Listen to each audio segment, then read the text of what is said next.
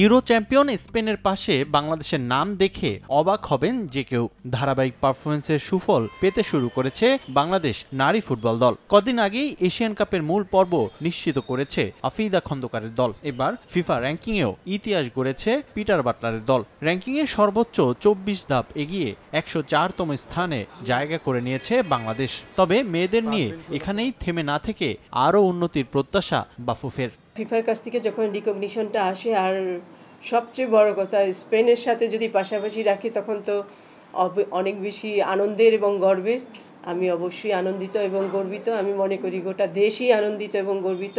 আমাদের মেয়েরাও খুশি এই সাফল্যের জন্য। আগামী দিনগুলোতে আমরা এই ধারাবাহিক সাফল্য বজায় রাখার চেষ্টা করব এবং একইভাবে র্যাঙ্কিংয়ে আমরা এগিয়ে যাব। র্যাঙ্কিংয়ে বড় লাভ দেয়া বাংলাদেশ প্রথমবারের মতো অংশ নেবে এশিয়ান কাপে। বিগ টুর্নামেন্টের আগে প্রস্তুতির জন্য শক্তিশালী প্রতিপক্ষের চেষ্টায় বাফুফে। প্রস্তুতি ম্যাচের জন্য ইতোমধ্যে আলোচনা হয়েছে শক্তিশালী জাপানের বিপক্ষে ম্যাচ নিয়ে। প্রস্তুতি ম্যাচে জাপানকে প্রতিপক্ষ হিসেবে না পেলেও র্যাঙ্কিংয়ে এগিয়ে থাকা দলগুলোর বিপক্ষে ম্যাচ আয়োজন করতে চায় বাফুফে।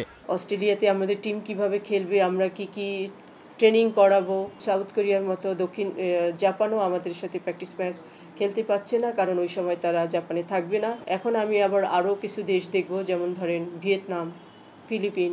এদিকে হামজা জামালদের মতো নারী ফুটবল দলেও দেখা যেতে পারে প্রবাসী খেলোয়াড়। বেশ কদিন ধরে আলোচনায় সুইডেন প্রবাসী আনিকা সিদ্দিকী। দল দেশে ফিরলে তাকে ডাকা হবে ট্রায়ালে। সঙ্গে সাপোর্টিং কোচিং স্টাফ নিয়োগ নিয়েও ভাবছে ফেডারেশন। সে যদি আসে, তার ট্রায়াল হবে। আসলেই আমরা তাকে টিমে ঢুকিয়ে দিব না, এত সোজা না। সে আসলে তার ট্রায়াল হবে, দেন সে যদি ট্রায়ালে টিকে তাহলে আমরা নিব। ফিফা র্যাঙ্কিংয়ে এগিয়ে যাওয়া পুরো দলকে আত্মবিশ্বাস যোগাবে, এমনটাই মনে করেন বাফুফে নারী উইংস চেয়ারম্যান। রিফাতুল ইসলাম মিরন, সময় সংবাদ, ঢাকা।